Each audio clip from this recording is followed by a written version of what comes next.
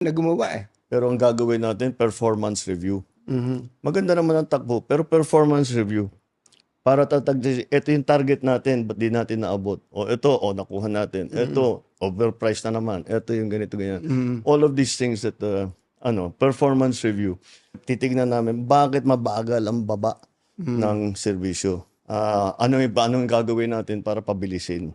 Yun ang importante. Sir, wala ba kayong sisibaking gabinete ngayon? Kasi marami pong, parang the people are lusting for blood eh. Parang ganun po eh. Yun yung pinag-uusapan natin kaninang, baka dapat mag-sample kayo para kayo katakutan din po. Baka mangyari yan.